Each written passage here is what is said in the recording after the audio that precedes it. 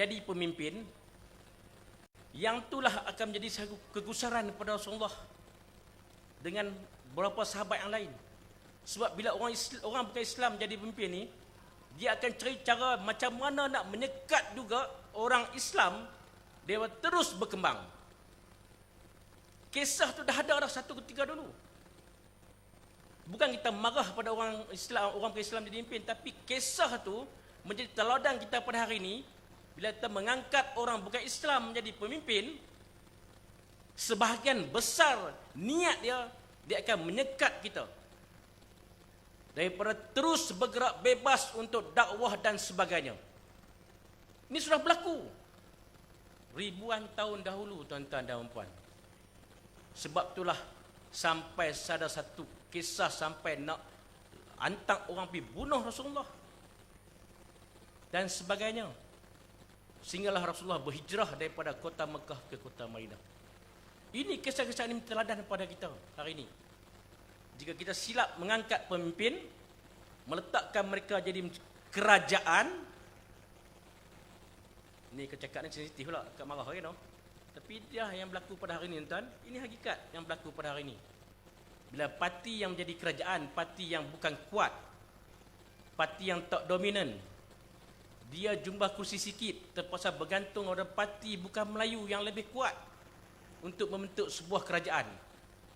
Dinamakanlah parti perpaduan, kerajaan perpaduan dan sebagainya. Terpaksa mengikut acuan bukan Islam. Banyak perkara yang berlaku yang mungkin di luar bidang yang kita tahu hari ini di media sosial dan sebagainya, yang kita tahu tu sebahagian saja.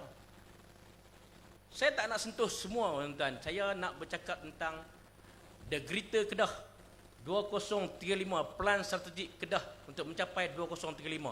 Saya akan bercakap isu itu. Tetapi saya nak beritakan bahawa salah satu niat mereka apabila menjadi kerajaan, selain daripada undang-undang tadi, mereka nak menjadikan kampung-kampung baru ini di China ini diiktiraf oleh UNESCO. Ini berlaku. Kononnya di Pulau Pinang, beberapa kampung baru Cina akan diangkat sebagai kampung warisan UNESCO. Mungkin orang ramai, dia tak peduli. Rakyat bawah ni, dia tak peduli apa berlaku atas. Kami nak kisah apa, janji kami boleh makan, sudah. Kami boleh kerja, sudah. Cik Mino, dia tahu dia boleh makan, boleh bekerja, boleh belajar, dapat gaji tiap bulan, sudah. Pagi, pas motong, lepak kedai kopi. Kan? Lepas tu petang lagi, pergi tengah hari, pergi sembahyang. Balik, pegang bokai, pergi mengai. Tak pun, pergi tangkap burung, kata banyak. Tu balik rumah, pergi masjid. Sembang-sembang saat, balik rumah. Kadang sebahagian besar rakyat kita ni, dia tak peduli apa yang berlaku dalam negara hari ini. Perkara ini, walaupun kita nampak biasa, tetapi ada lagi kampung-kampung baru Melayu berusia hampir 200 tahun lebih di Pulau Pinang tu. Tapi kenapa tak diangkat sebagai kampung warisan? Kampung Melayu yang perlu dipertahankan. Bila tak di UNESCO ni, kampung-kampung ni tak boleh akan diroboh, tak boleh dihalau, tak boleh buat sebagainya. Sebab dia di bawah UNESCO. Kononnya. Ini yang sebahagian mereka cuba nak pertahankan kampung mereka. Mereka dengan orang Melayu, siapa lebih awal? Bukan fanatik, bukan diskriminasi, bukan resis, tapi ini cakap tentang hakikat apa yang berlaku di negara kita. Tapi bila saya bercakap, mungkin orang rakam, orang kata, oh major resis sebab dia bukan tentera. Dia bukan tentera, mungkin dia resis. Tapi bukan resis, tapi ini hakikat apa yang berlaku. Antara kampung Melayu dengan kampung Cina, mana lebih awal? Adakah Cina datang lebih awal pada orang Melayu? Orang Melayu ada di tanah Melayu lebih awal pada orang Cina. Kalau kampung baru di Kuala Lumpur tu pun hampir kena ubah, pindah, tak pun diangkat sebagai UNESCO. Tiba-tiba sebahagian kampung baru ni, yang sebahagian besarnya berlaku adalah ketika kita memindahkan mereka dalam kawasan-kawasan pendalaman untuk menyekat gerakan-gerakan komunis satu ketika dulu. Ditubuhkan kampung-kampung baru. Mereka ni ditempatkan setempat tersebut supaya mereka tidak membantu gerakan komunis yang berleluasa satu ketika dulu. Masa tu dia panggil Kesban, Keselamatan dan Pembangunan. Berlaku sejarah tu pada masa tu. Diubahkan, diletakkan setempat supaya tentera boleh kawal, polis boleh kawal pergerakan mereka. Tapi hari ini kenapa kita nak iktiraf mereka? Kita bukan resis ke mereka. Di Kuala Getih pun ada satu kampung baru, di Kijai. Di Kampung Lalang pun ada satu kampung baru. Kan? Tapi ini hakikat yang berlaku hari ini. Pengiktirafan oleh kerajaan hari ini perlahan-lahan kepada apa yang ada dalam bumi kita hari ini untuk mereka fikir 100 tahun akan datang. Mereka dah fikir dah apa akan berlaku pada generasi mereka akan datang. Mereka fikir siap dah. Mereka tak mau mereka jadi dipinggirkan. Mereka masih letakkan mereka bukan bumi putera. Mereka masih letakkan dinafikan hak mereka segalanya. Mereka dah fikir macam mana nak buat supaya mereka tu tetap diiktiraf sebagai sama level dengan rakyat kita di Malaysia. Tapi orang kita masih leka, masih anggap biasa berani dan tak peduli apa berlaku dalam dunia hari ini. Sebab tu sebahagian besar ahli politik Melayu Islam menyokong mereka. Yang satu ketika dulu ahli politik dia marah sangat, tak setuju sangat dasar mereka, dasar sekularisme mereka, dasar liberalisme mereka. Tapi hari ini duduk sama menyokong apa yang berbuat pada negara kita. Kita yakin kalau satu hari kita biarkan ini berlaku berlarutan sampai bila-bila, sudah tentulah tanah Melayu akan digadai sepenuhnya. Orang Melayu akan merempat di tanah sendiri. Orang Melayu akan hilang hak mereka. Orang Melayu bukan lagi lah kekuatan, ditunjang kekuatan pada bangsa yang dominan di tanah Malaysia ini. Tuan. Ini kita tak nafikan akan berlaku. Tuan-tuan tengok di Sarawak, satu ketika dulu, mana ada bangsa asing di Sarawak. Hari ini tuan-tuan pi di Sibu, tuan pi di Miri, tuan pi di Kuching. Parti-parti yang menguasai pekan ini adalah bukan parti-parti Melayu. Ini juga mungkin berlaku pada kita di hari ini. Bandar-bandar besar yang ada sebahagian besarnya adalah rakyat bukan Melayu, sudah tentulah calon yang akan dipilih adalah calon bukan Melayu.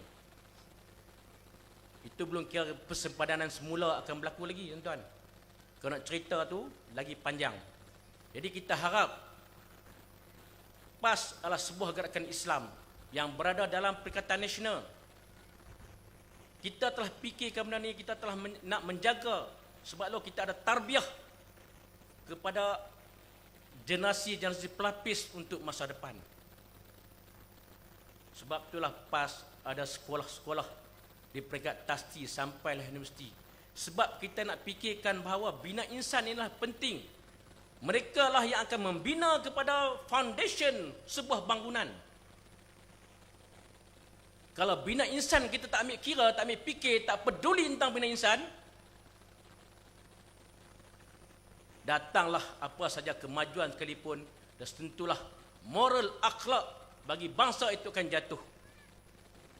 Seperti mana sebuah bangunan yang kekuatan dia ada pada bawah, atas tu adalah aksesoris. Tapi kalau bawah tu tak kuat, you buat macam mana pun bangunan tersebut akan runtuh. Inilah yang kita fikirkan apa yang berlaku pada generasi yang akan datang dan generasi yang akan memimpin masa depan kita. Kita nak generasi kita hari ini, yang kita pimpin hari ini, mereka akan menjadi pewaris kepada kepimpinan di masa depan. Kita bukan bercakap tentang diri kita, kita nak bercakap tentang rakyat dan masa depan negara. Kita diangkat menjadi pemimpin, kita nak fikir apa berlaku di ke depan esok. Bukan kita angkat di pemimpin, kita nak bincang pada hari ini. Esok projek apa, esok apa aku dapat, esok apa aku nak buat. Kita nak bincang apa yang akan berlaku di masa depan. Apa akan berlaku pada negara kita Malaysia, apa akan berlaku pada negeri kita Kedah.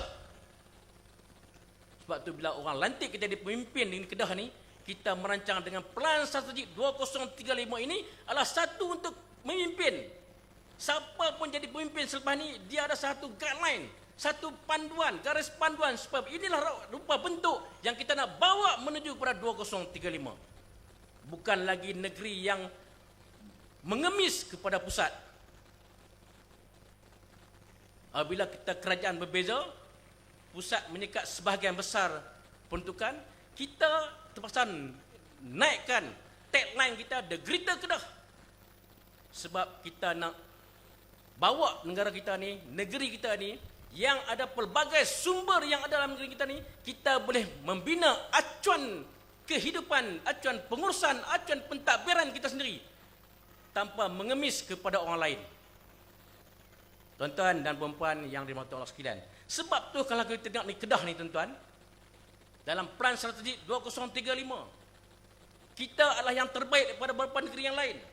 Kita ada jalan raya yang banyak yang menghubungkan antara negeri-negeri tepi sepadan kita sampailah ke negeri kita. Kita ada jalan, kita ada lebuh raya,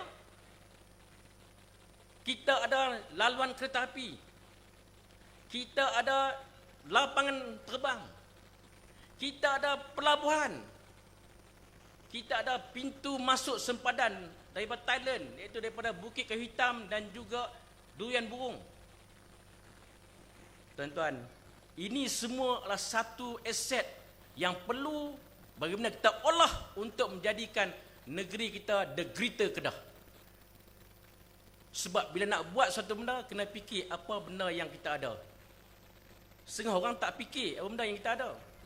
Hari ini saya nak bercerita kepada tuan-tuan, perancangan kita untuk menjadikan 2035 ataupun The Greater Kedah ini berdasarkan kepada sumber-sumber yang ada ni. Yang inilah kita nak angkat sebagai satu landasan utama untuk kita nak fikir untuk mencapai 2035. Di samping itu tuan-tuan, kita juga ada hutan simpan kekal yang cukup luas, 341,000 hektar. Kawasan hutan yang Allah berikan satu hikmah, satu nikmat kepada kita. Orang kata hutan simpan tak boleh potong, tak boleh tebang. Siapa kata tak boleh tebang? Siapa kata tak boleh tebang? Datanglah berbagai NGO kata kita tebang hutan Lumuda, tebang ni. Dia hanya bagi statement sembrono, tanpa nak ikut fakta yang sebenar. Catatan tebang kita ni tak melebihi yang ditetapkan oleh Jabatan Hutan. Lesen yang ada ni pun dah diluluskan sebelum ni lagi.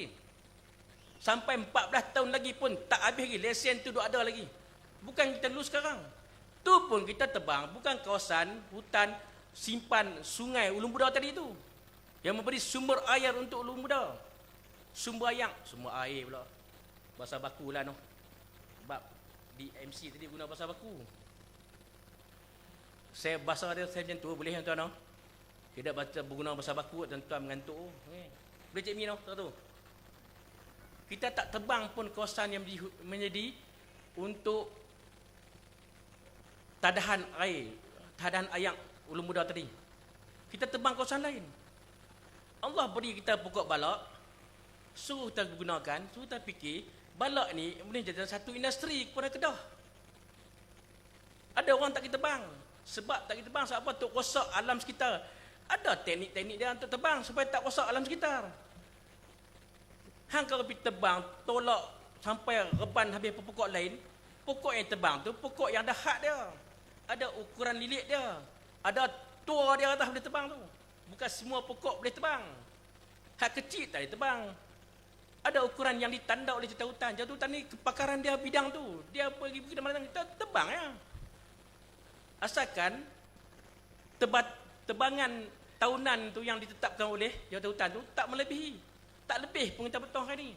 Tapi kadang sebagian orang, NGO ataupun orang tertentu yang nak mencari kesalahan kita, attack MB kita, isu ni. Sampai konon-konon mendapan di Ulu Muda dan sebagainya. Dan last sekali, mohon maaf. Kenyataan tu salah. Nasib baik dia mohon maaf. Tuan-tuan, ini hutan yang luas kita ada. Kita juga ada kawasan pertanian yang luas, tuan-tuan. Kedah ni ada kawasan pertanian yang mencakupi 48%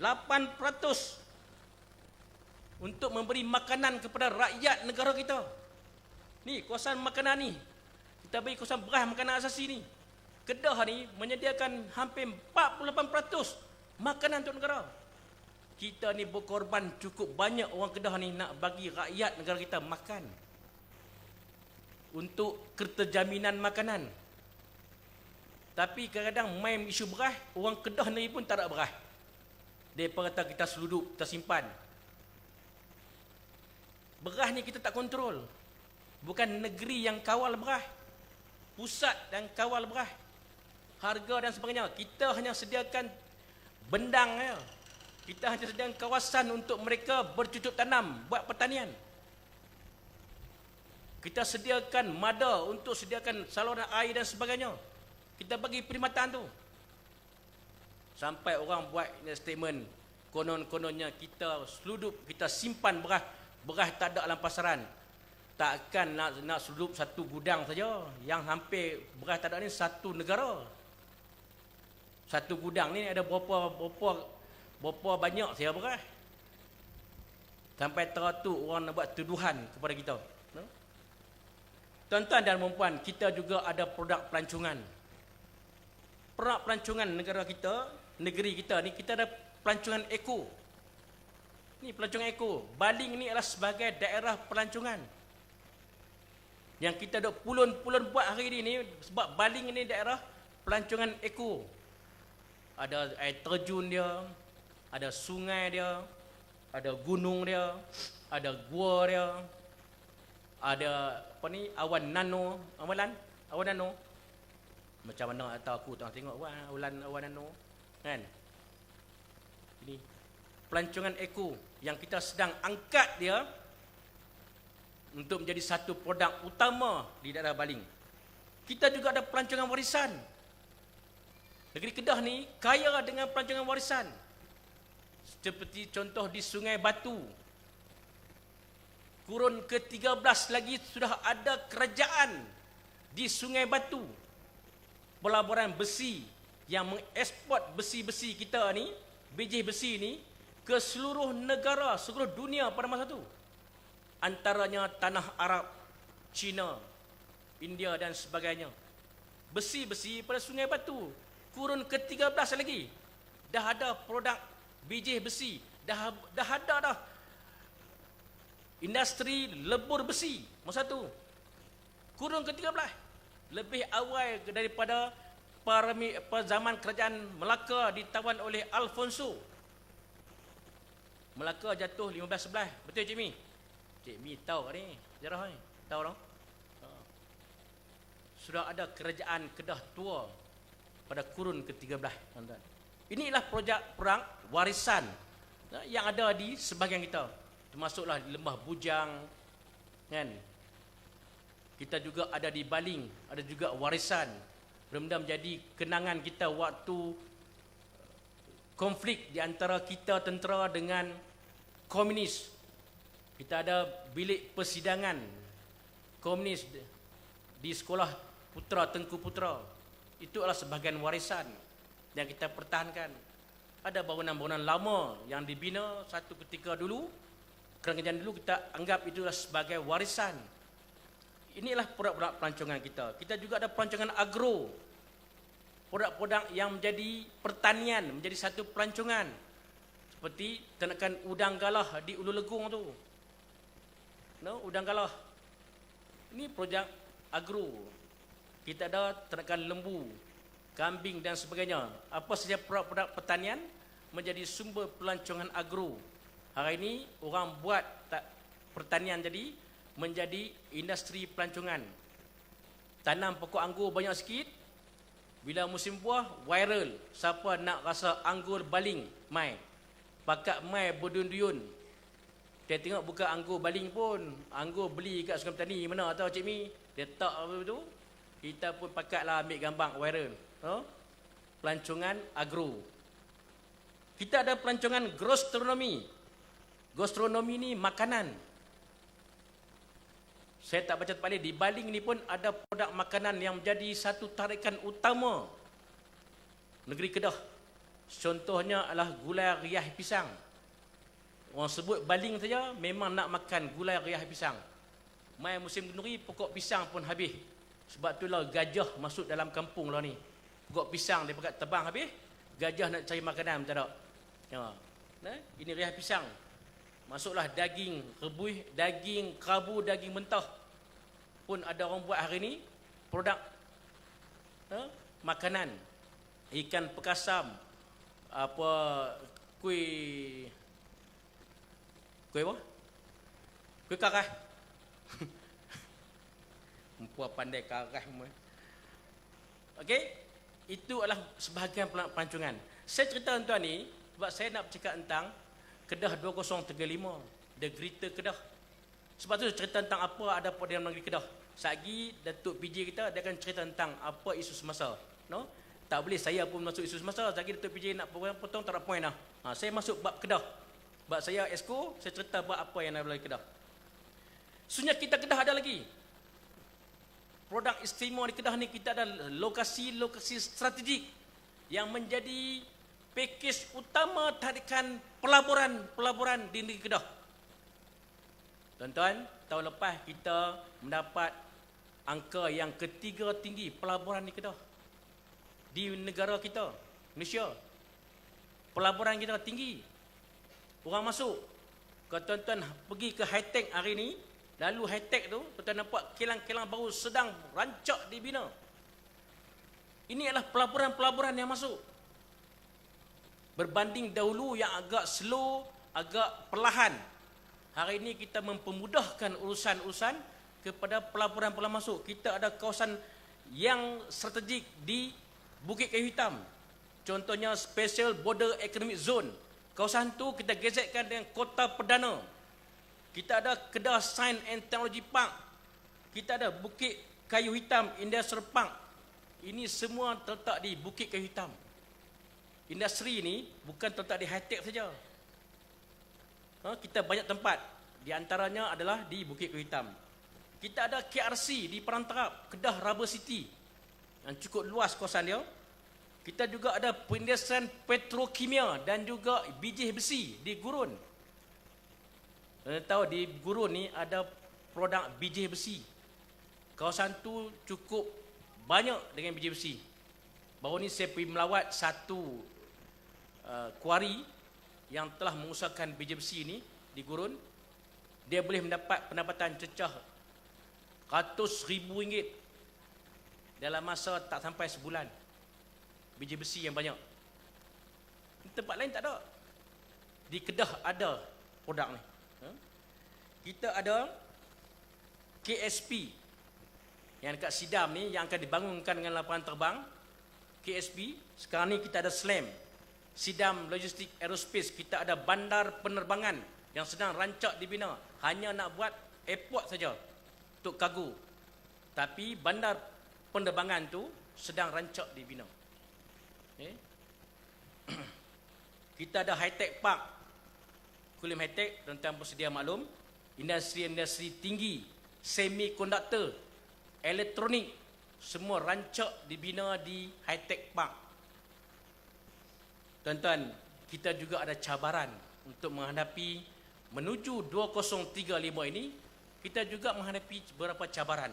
Antaranya adalah kita menyediakan hampir 109 hektar padi yang menjadi National Food Security. Kawasan 109 hektar ni kawasan yang cukup luas. Kawasan yang tak boleh tutup.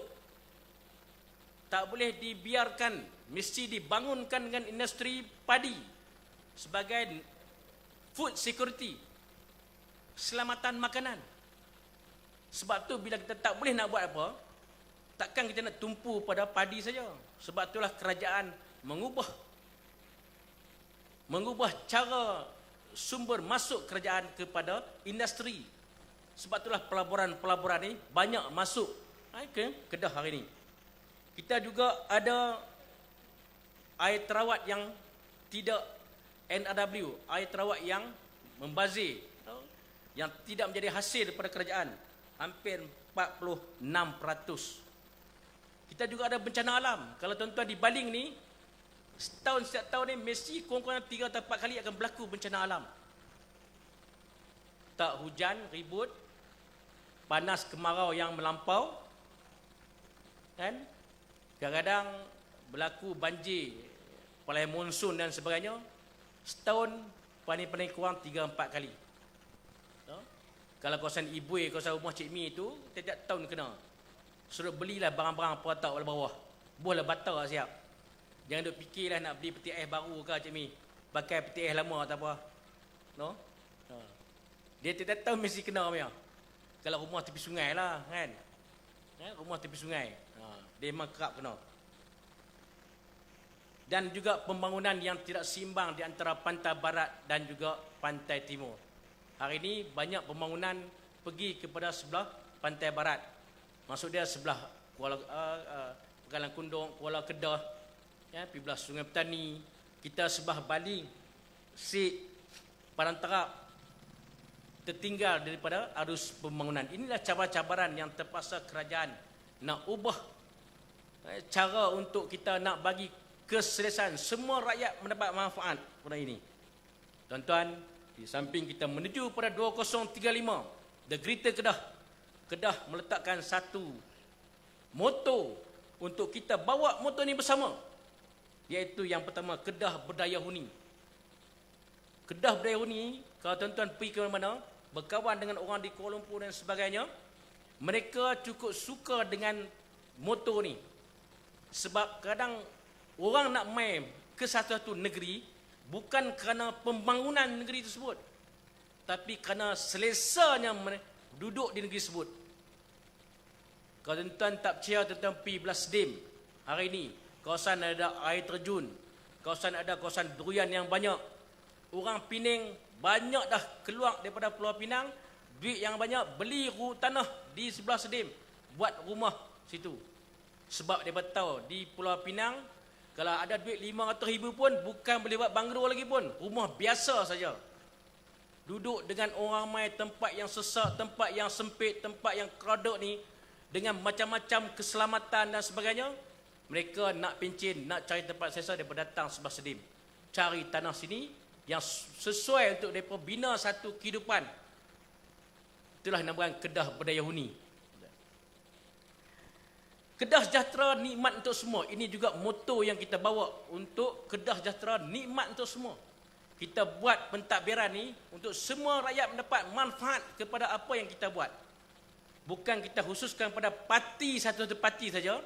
Kita khusus kepada satu kaum saja.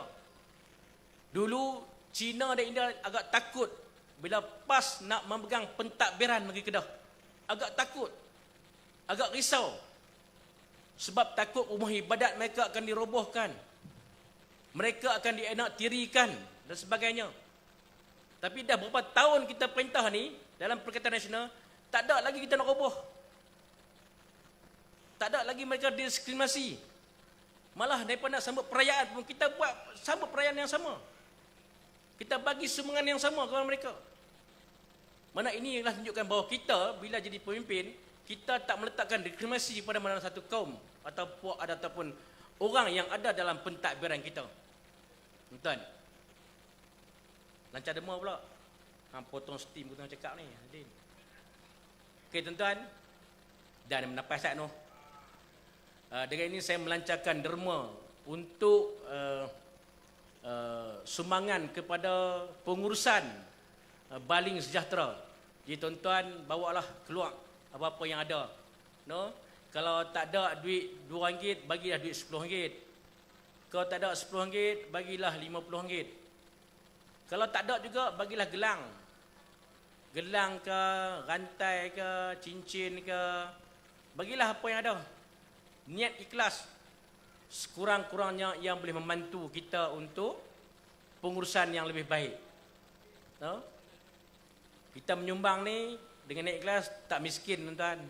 Tak miskin. Kita kalau parti PAS ni, daripada dulu lagi buat program, memang kita minta derma. Daripada dulu. No? Kita tak nak tinggalkan, walaupun kita di kerajaan, kita tak nak tinggalkan budaya kutip derma ni. Sebab ada orang nak dapat pahala. Ada orang nak buat pahala, nak bagi sumbangan. So kita lalukan.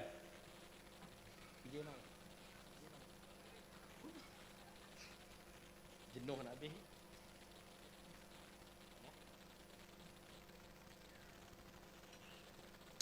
PJ dia kata nak sampai buku puak sampai.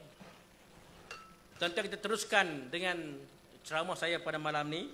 Kita teruskan dengan tadi, kita katakan Kedah sejahtera, nikmat untuk semua. Ni apa yang berlaku pada hari ni tuan ni, nikmat untuk semua ni. Kita buat program yang secara santai begini, walaupun dengan bajet yang besar, pengurusan yang agak payah, melibatkan ramai jabatan di agensi, banyak urusan-urusan yang kena buat. Orang tu nak buat pula, orang tu pun orang yang kena berurusan dengan semua pihak. Payah, bukan mimpi tu ada hafmun je ni. Kena ada duit dan sebagainya. Tetapi nak buat untuk supaya dapat nikmat pada semua. Semua orang akan dapat nikmat. Ini sebahagian contoh yang kita buat. Nak cerita produk yang Kedah buat ni banyak yang menjadi nikmat pada semua. Lagi satu moto yang kita lancarkan di Kedah adalah Kedah tempat orang kaya berbakti, tempat di mana orang miskin menumpang teduh.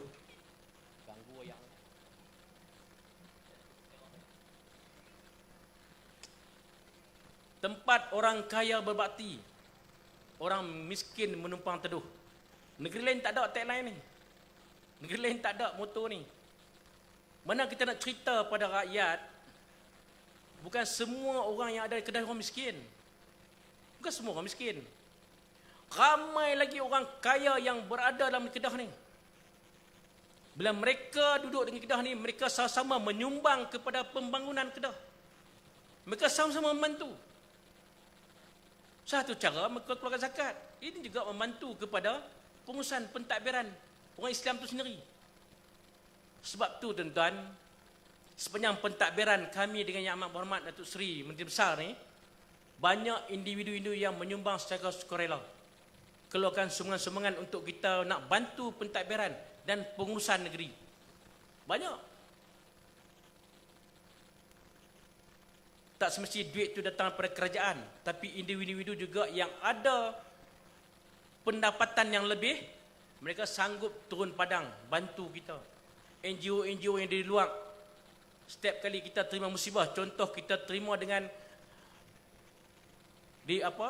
banjir puing di Ibui tahun berapa Cik Mi? Tahu apa?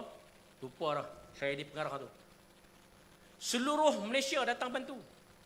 Pakat mai bantu. No? Kita walau kita tak minta bantuan orang, betul orang lain pakat mai bantu kita.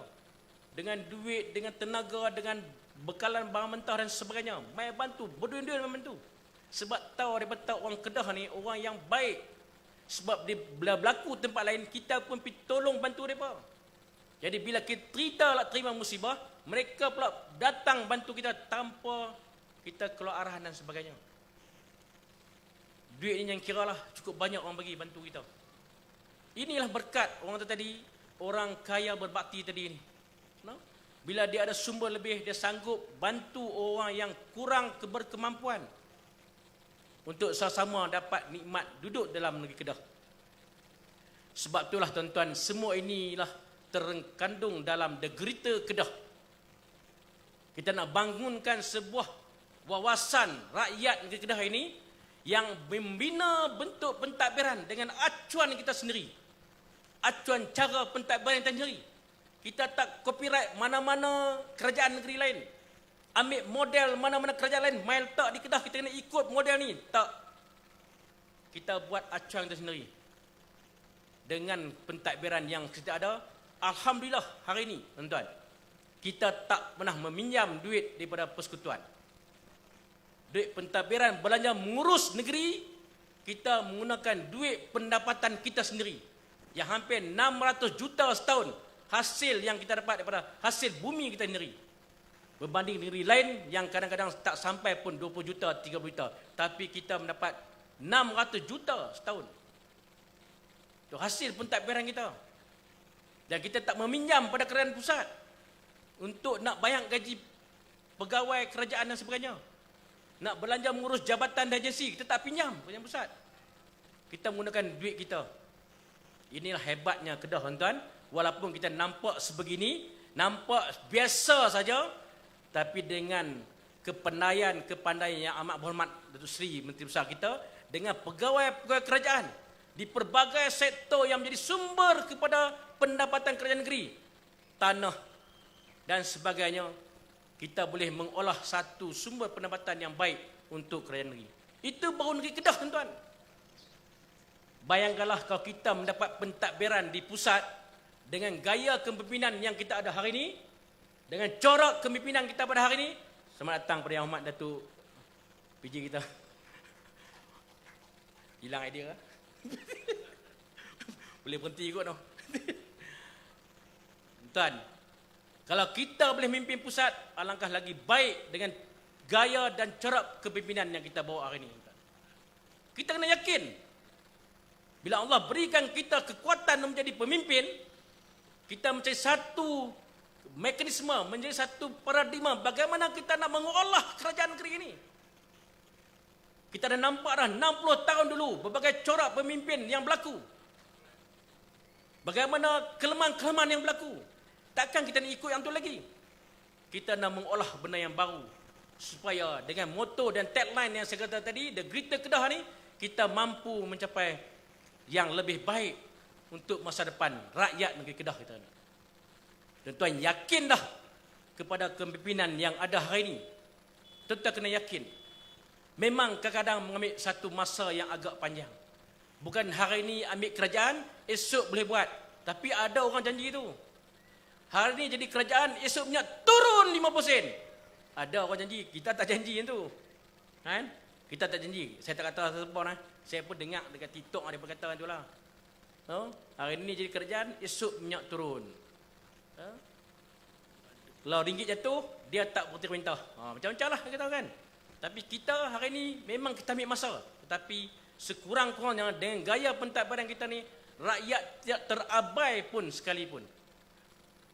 Tuan, sebab itulah hari ini tuan-tuan, dengan pentadbiran kita, sedikit apa yang kerajaan bagi pada pentadbiran kita.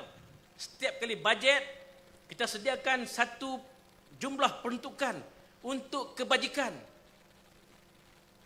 Tak semua negeri yang bagi benda ni kepada rakyat mereka, tuan.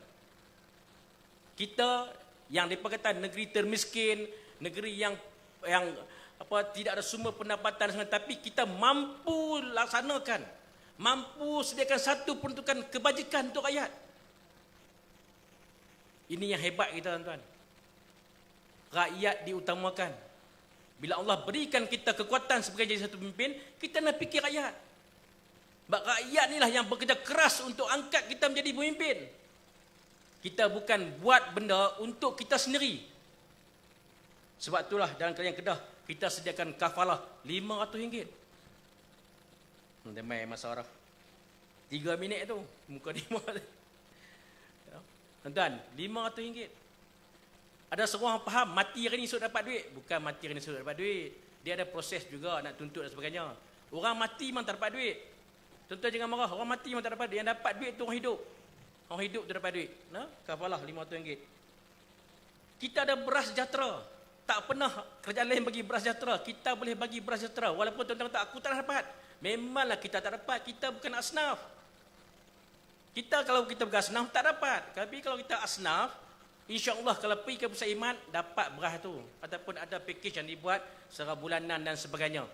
Akan dapat insya-Allah. Bantuan sakit terlantar. Orang yang stroke, orang yang sakit duduk kat rumah. Ada orang waris pasal menjaga dia. Waris tu tak boleh bekerja. Kena menjaga orang yang sakit terlantar tadi. Ada peruntukan dia pula. Hampir maksimum RM500 disediakan oleh kerajaan untuk orang sakit terlantar. Sampai tu kita fikir, kita ada tabung bantuan perubatan sejahtera di bawah portfolio saya. Kesihatan. Tabung bantuan perubatan sejahtera di setiap hospital. Kalau kita masuk hospital, kita memerlukan satu peralatan yang kita tak mau bayang. Kita ni asnaf, tak mau bayang peralatan tersebut, harga yang mahal. Kita berjumpa dengan Jabatan Khidmat Sosial di hospital tersebut, minta dia isi borang sebenarnya, insya-Allah saya akan luluskan peruntukan untuk peralatan tersebut. Katil ke, kursi roda ke, tulang implan ke, tulang patah tulang ke, bukan ganti tulang, ganti besi je. Yang minta tulang tak ada tulang. Besi bagi ke, beg stoma bag tu ke. Ini bagi peralatan yang ada di hospital yang kita boleh sediakan satu peruntukan. Tuan-tuan, RM500,000 peruntukan tuan bagi. Tak ada lagi kerajaan lain bagi ya. Ni Ni Kedah. Yang kita kata, yang orang kata Kedah ni miskin dan miskin ni. Ni yang kita bagi. Kita ada pembaikan rumah. Pembaikan rumah disediakan oleh pusat khidmat. Rumah senang lah. Ni tuan-tuan kata aku tak nak repair rumah aku pun, meja tak nak repair rumah. Memang tak nak repair rumah hang orang kaya. Saya tak pergi repair. Tapi 2 keping janganlah minta dekat pusat khidmat. Kalau 2 keping, yang teruk-teruk kita boleh layan. Ni 2 keping pun tak nak suruh kita tukar juga. Tak sampai tahap tu. Okay, tuan, saya tak baca habis peruntukan-peruntukan kita sediakan untuk rakyat di Kedah ini. Jadi kita harap kerajaan hari ini haruslah dipertahankan. Sampailah PRU16 ni dipertahankan lagi, sebab kerajaan hari ini kerajaan ambil kira kepada suasana persekitaran, suasana politik dan juga rakyat segala amnya. Sebab tu tagline Kedah Sejahtera, nikmat itu semua memang akan menjadi satu nikmat kepada semua rakyat yang ada dalam di Kedah ini. Moga-moga apa saja usaha-usaha kita buat ini akan diberi keberkatan oleh Allah Subhanahu Wa Taala. Saya sudahi dengan ceramah saya pada malam ni kerana memberi laluan kepada Yang Berhormat Datuk Ustaz Ahmad Yahya. Semoga tuan-tuan terus kekal berada dalam dewan ini, insya-Allah dengan kupasan-kupasan isu semasa yang akan beri satu maklumat yang berguna kepada semua. Sekian, wallahu alam. Assalamualaikum warahmatullahi wabarakatuh.